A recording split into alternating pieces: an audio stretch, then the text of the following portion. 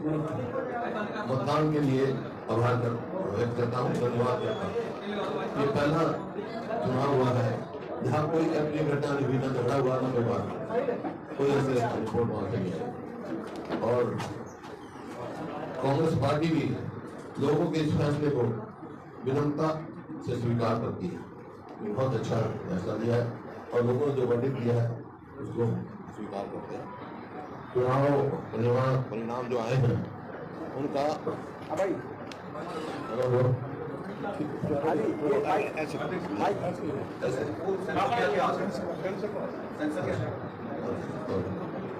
चुनाव परिणाम का संदेश साफ है कि लोगों ने प्रदेश में परिवर्तन का मार्ग बना लिया है और कुछ ही दिनों के बाद कांग्रेस सरकार बनाना चाहती है।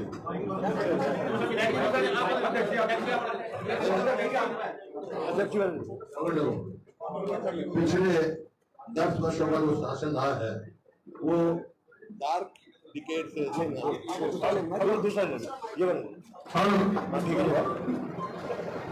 और पिछले जो 10 साल रहे हैं वो डार्क डिकेड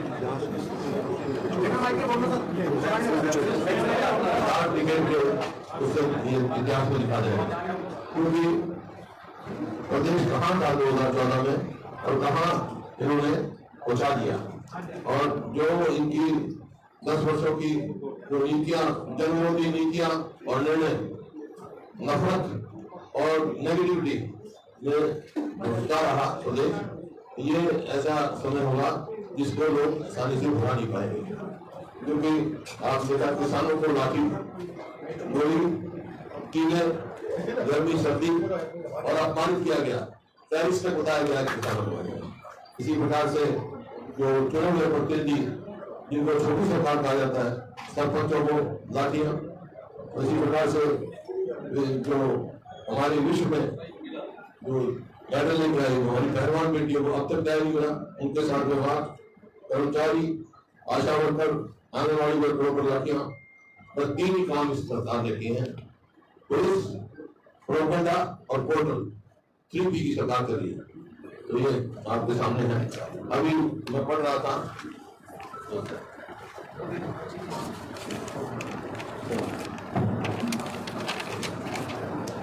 जैसे 100 के फ्लॉट की बात थी, 100 के फ्लॉट की हम कह रहे हैं कि बड़ी फोटो खिंचा रहे हैं, बड़ी फोटो खिंचा रहे हैं। ये जो है हमारी जो स्कीम थी उस स्कीम का पार्ट है। और 10 साल के बाद इनको याद आया कि ऑलरेडी जो है 3 प्लॉट थे इनको पोजीशन देना चाहिए। 10 साल तक क्या करते रहे, जैसे भी हमारी सरकार गई ये 100 के प्लॉट वाली इन्होंने बंद कर दी। 4 लाख के करीब प्लॉट पे थे और 7 लाख प्लॉट जो हमने चेंज किए थे। अभी सरकार को तो माफी मांगी थी उन 3 लाख लोगों से जिनका इनको जो प्लॉट मिले थे वो नहीं दिए और जो पोजीशन दिया था वो नहीं दिया। किस बात क्यों ले रहे? तो इसी प्रकार से आप कोई भी उद्देश्य देखें, ये अपना आरक्षण की बात करते हैं, आरक्षण की बात करते हैं, कई बार कहते हैं कि हमने कहा आरक्षण के खतरा है इनके। ये इनके जो कारण जो फैसले हैं ये साबित करते हैं। जैसे बैकवर्ड क्लासेस का क्रिमिनल इन्होंने 8 से 6 कर दिया, हम 8 से 10 करेंगे। इसको किसको नुकसान होगा? उससे बैकवर्ड क्लास से गरीब आदमी को नुकसान होगा जरूर से। इसी प्रकार से जो कौशल रोजगार योजना चलाई उन्होंने, कच्ची नौकरियां दी, पक्की नौकरियां 2 लाख खाली है, वहाँ उसमें ना तो मेरिट है ना रिजर्वेशन। तो एक फैसला ऐसा कर रहे हैं जो रिजर्वेशन के खिलाफ उन्होंने फैसला लेने का काम किया है। ये आपके सामने। और प्रदेश को बेरोजगारी में, महंगाई में, अपराध में और नशे में की तरफ मोड़ दिया, जो आज हर आदमी से चिंतित है। आज जो है बेरोजगारी के ऊपर कितने ही आप देखो और प्रदेश को डेट ट्रैप में डाल दिया। तो ये इनकी फाइनेंशियल पोजीशन हमारी रेवेन्यू शिफ्ट 1,16,639 है इनकी, और रेवेन्यू एक्सपेंडिचर जो है 1,34,456 है। रेवेन्यू डेफिसिट जो है 17,817 है 24-25 का जो है, विच मीन्स स्टेट की इनकम सफिशिएंट नहीं है डे टू डे एक्सपेंडिचर को मीट करने के लिए। गवर्नमेंट जो है इंटरनल डेट जो है वो 67,163 पेश किया हुआ है। उसमें से अब लेंगे 67,163 लेंगे क्रिमिनल एक्ट, और उसमें जो है रीपेमेंट विद इंटरेस्ट जो है वो 64,220। तो कहाँ विकास की गुंजाइश रहेगी? मतलब जो कर्जा वापस देने के लिए कर्जा ले लेंगे। इसी प्रकार से जो है 2024 में गवर्नमेंट को अगर जो उन्होंने बजट दिया था वो पूरा करना है तो 20,000 करोड़ और लेना पड़ेगा। तो ये एक संकेत है कि हम टैक्स तरफ जा रहे हैं और फाइनेंशियल क्राइसिस की तरफ जा रहे हैं प्रदेश में। ये नहीं कोई बात की बात है, इसके द्वारा फैसला करेंगे विकास धन्यवाद और अब ये इतिहास के अखबार में है कि प्रदेश के 182 कॉलेज प्रोफेसर 7,986 घोटाले, मतलब मोर देन 50% पोस्ट खाली है। वैसे 50% जाती 4.5 लाख के करीब हमारे अप्लाई है, तो 4 लाख जिसमें 2 लाख खाली जो सेक्शन पोस्ट है। तो ये दर्शाता है सरकार को कि इसके डायरेक्शन गवर्नमेंट। और ये मुख्यमंत्री के ये ध्यान आना कि मैंने बनते ही ये कहा, इसका मतलब इन्होंने एक्सेप्ट किया 10 साल तक पिछली सरकार ने कुछ नहीं किया। अब क्या क्या कहाँ सफरिंग हुई कोविड में देखा। असेंबली में मैंने सवाल किया था, उस टाइम सरकार ने कहा कि ऑक्सीजन की कमी से कोई डर नहीं हुई, याद होगा आपको। और उस टाइम ये माना था कि हम हर सिविल सर्जन से रिपोर्ट लेंगे। आज तक जितने घोटाले हुए हैं SIT बनाते हैं और आज तक कोई वो नहीं होती। खैर जो रिजल्ट जो है बहुत अच्छा आया है। जितना रिजल्ट आया है हमारा इंक्रीज जो हुआ है अलायंस का वो तकरीबन 20% करीब है। अलायंस का 18% इंक्रीज हुआ है।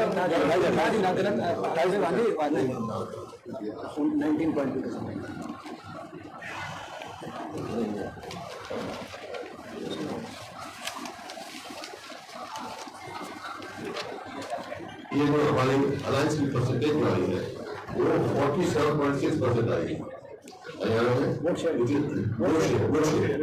is highest in the country, बड़ी स्टेटों में। नहीं सारी से 28 स्टेटों में हाईएस्ट इन द कंट्री। हमारे बाद तमिलनाडु है 46.9, फिर कर्नाटक है 45.4, फिर केरल है 45.1, फिर उत्तर प्रदेश है 43.5, फिर हिमाचल है 41.7, फिर छत्तीसगढ़ है 41.1 और तेलंगाना है 40.1। मतलब इस हिसाब से हाईएस्ट जो 4% in favour of alliance, India alliance जो है वो हरियाणा की आई। सीट्स कितनी सीट्स है? विधानसभा की कितनी सीट्स के लिए 46 को लीड किया है।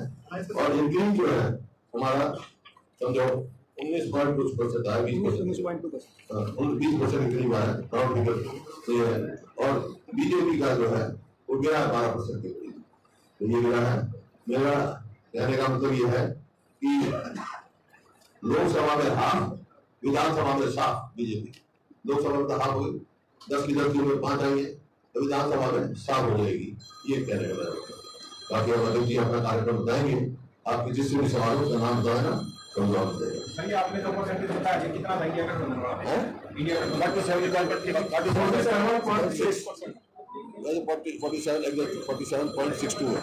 और इनका बीजेपी का चलो आपको बता दिया। बीजेपी का पहले था 57.7 और हमारा था 29.1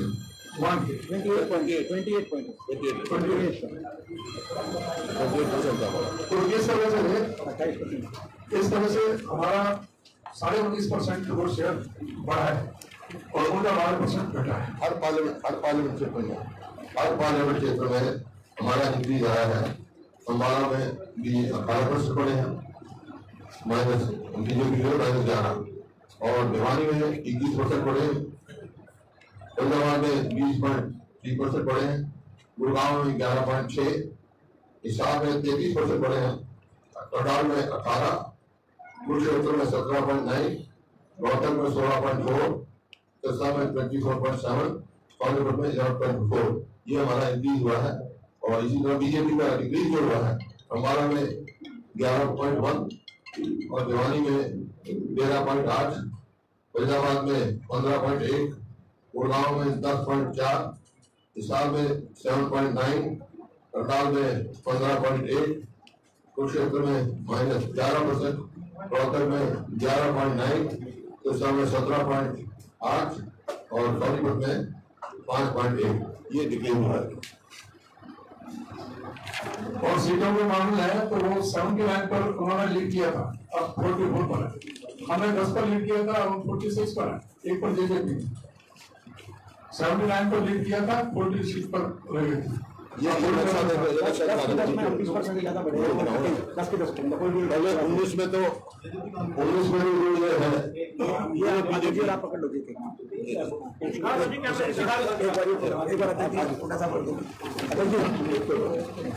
19 में तो ये हमारी बीजेपी जो है इसमें और कांग्रेस नीले में है। 24 में आ जाओ ये नीला है और बीजेपी पीला है, दोनों साहब आप कोई टारगेट दे रहे हो विधानसभा का कोई टारगेट दे रहे हो? मैं तो दिया बीजेपी साथ और तो कोई मुकाबला है नहीं। देखो मुकाबला तो कांग्रेस और बीजेपी में, वहां भी मैंने जो पूछा था सवाल और चुनाव में सिद्ध कर दिया। वो कह रहे जो और भी पार्टियां हैं यहाँ उनका मुकाबला तो कांग्रेस का बीजेपी का है, उन पार्टी का मुकाबला तो नोटा से है। नोटा कितनी वोट आई कितनी वोट आई उनकी और क्या है।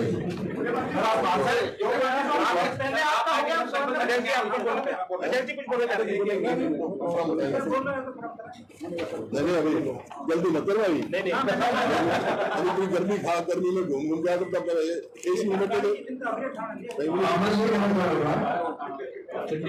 इन्होंने अभी रिजल्ट आते ही बिल्कुल ये हादसा निराशा में इन्होंने कदम उठाने शुरू किए। जिस तरह से हुड्डा साहब ने जिक्र किया था प्लॉटों का, इन्होंने 10 साल में एक सिंगल प्लॉट किसी को कोई अलॉट नहीं किया, जिसके अभी कब्जे देने की बात कर रहे थे। इनको माफी मांगना चाहिए कि जो कब्जे उस समय नहीं हो पाए थे उनको कब्जा देने की बजाय तुरंत इन्होंने आते ही सत्ता में उनको रोक दिया था कब्जा लेने से। और अब जब चुनाव 2 महीने बाद 3 महीने बाद चुनाव है तो अब ये ड्रामा कर रहे हैं कब्जा देने का। कब्जा तो ये 9.5 साल पहले दे देने चाहिए थे। जो इन्होंने 9.5 साल पर रुके हुए हैं, इनको वो सभी समाज से जो गरीब आदमी थे उनको इस सरकार को माफी मांगना चाहिए। और अब ये दूसरी बात कह रहे हैं कि प्लॉट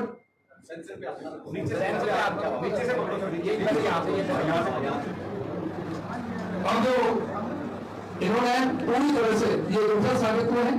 अब नए प्लॉट देने की बात कर रहे हैं, कोई योजना नहीं है, बगैर किसी योजना के ये सिर्फ लोगों के साथ धोखा है। और इन्होंने आज ये कहते हैं परिवार पहचान पत्र को, जो प्रॉपर्टी आईडी को, जो बात कर रहे हैं पोर्टल को, इन्होंने सैकड़ों करोड़ जनता का स्वाहा कर दिया एजेंसियों को देने में। और उसी दिन से सारे मीडिया में, अखबारों में सब जगह आ रहा है कि 90 से 95% वो आंकड़े सब जगह गलत पाए गए। उनको सजा देने के बजाय, उनके लाइसेंस रद्द करने के बजाय उनको कुछ किया नहीं इन्होंने। और अभी ड्रामा कर रहे हैं कि हम उनको तुरंत सही करें। भाई 9.5 साल से क्या कर रहे थे? इन्होंने ये पूरी तरह से साबित कर दिया कि 9.5 साल पहले जो सरकार चली वो पूरी तरह से विफल सरकार थी, जो पूरी तरह से फेल साबित हुई। चाहे वो आर्थिक पहलू पर ले लें, चाहे वो लॉ एंड ऑर्डर पर ले लें, चाहे अनएम्प्लॉयमेंट पर ले लें, या सारे जो मुद्दों पर वो सरकार विफल साबित हुई है।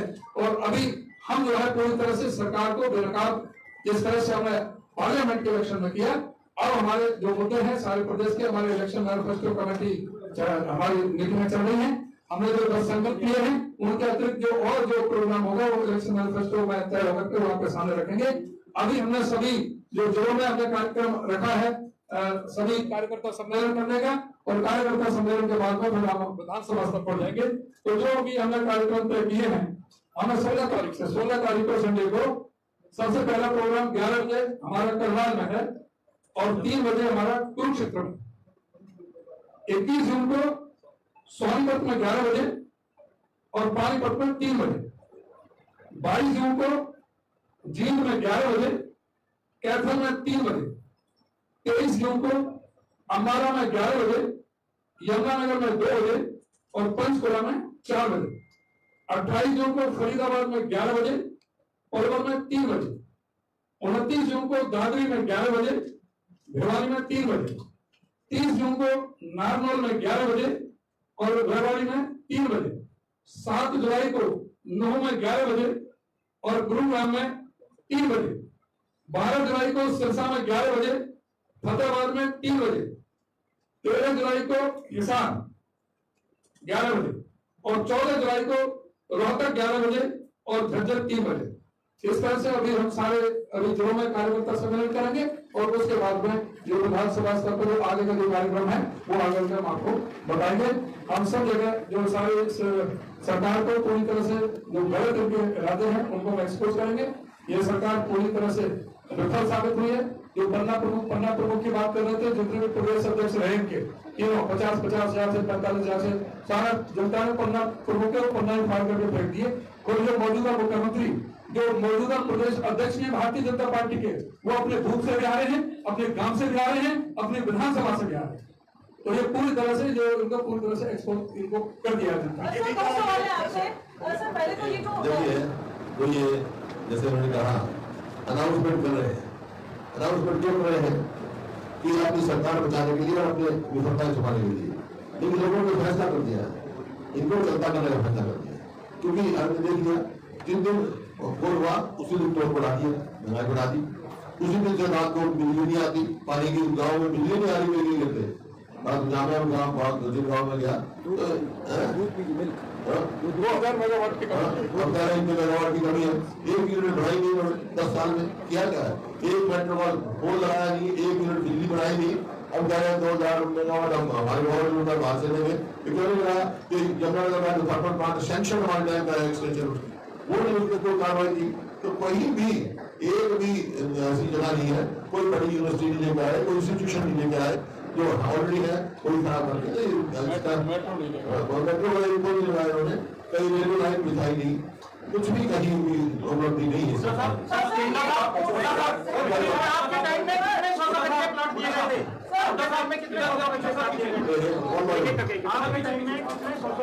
हमें भी जानना कैसे 4 लाख 3 लाख 10 हजार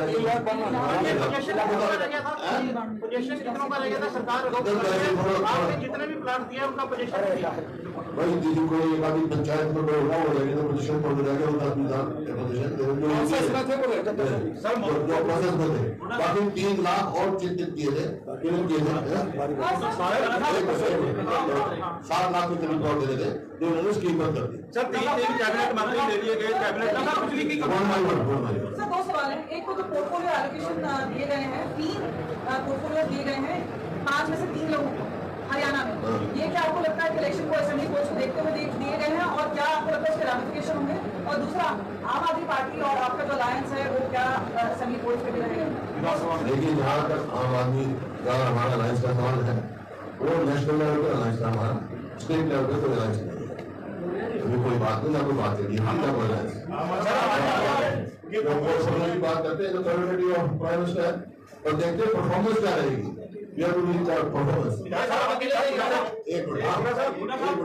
बिजली की कमी का मुद्दा आपने बताया कि बिजली कमी की क्या स्थिति है। आप खट्टर साहब जो है देश के बिजली मंत्री बन गए, कैसे आप देख रहे हैं कि कमी होगी? परफॉर्मेंस देखेंगे, विधानसभा चुनाव से अकेले 10 साल परफॉर्मेंस देखी है, ऐसी परफॉर्मेंस रहेगी।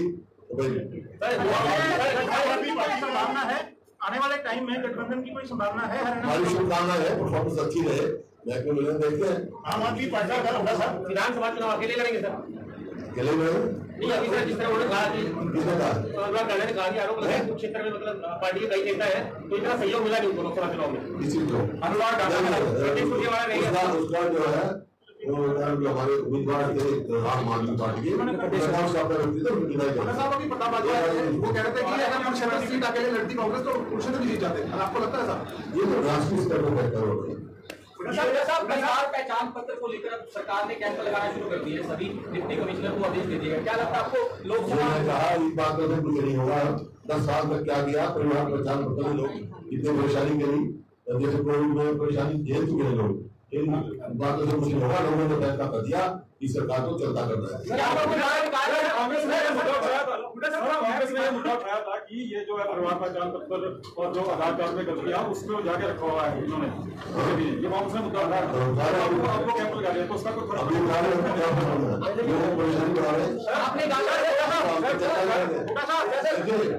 ये जो है जो जन के हैं उनको रखेंगे, बाकी जनता करेंगे जरूरी। बीसी और एससी वोटर जो बीजेपी का कभी समर्थक हुआ करता था वो छिटक कर कांग्रेस की तरफ आ गया है, तो लग रहा है कि ये कांग्रेस की नीति। कांग्रेस को 36% की वोट मिली है, हर कांग्रेस को पूरा सहयोग मिला है, चाहे एससी हो, चाहे ओबीसी हो,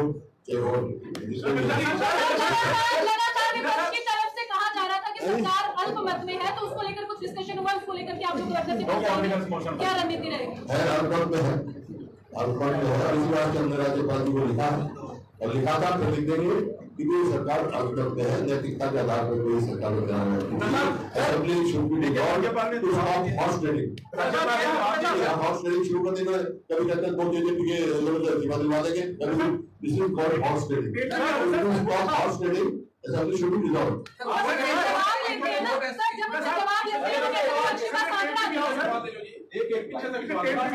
आम आदमी पार्टी का और आपका समझौता था, उसके माध्यम से अब जो आम आदमी पार्टी के सारे जो वर्कर हैं वो कांग्रेस पार्टी में शामिल होने पात्र है। सुजीत गुप्ता भी क्या आपकी पार्टी में शामिल होने के लिए आ रहे हैं?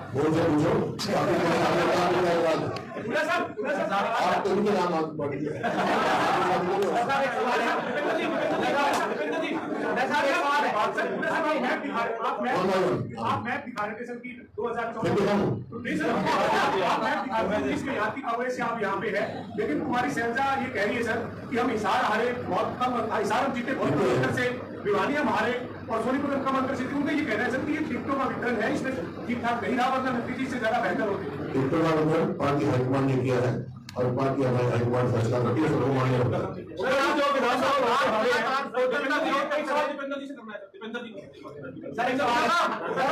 मेरे खत्म कर लो। आप पोर्टल का हमेशा विरोध करते हैं, लेकिन सरकार जो है उसको सरल तो कर रही है, पोर्टल सिस्टम खत्म नहीं कर रही। तो हम तो करेंगे ना, मैं कहता जो पोर्टल जल्द इसमें होंगे उसको रखेंगे हम और लगाएंगे, टेक्नोलॉजी को हटाएंगे। पोर्टल सरकार है।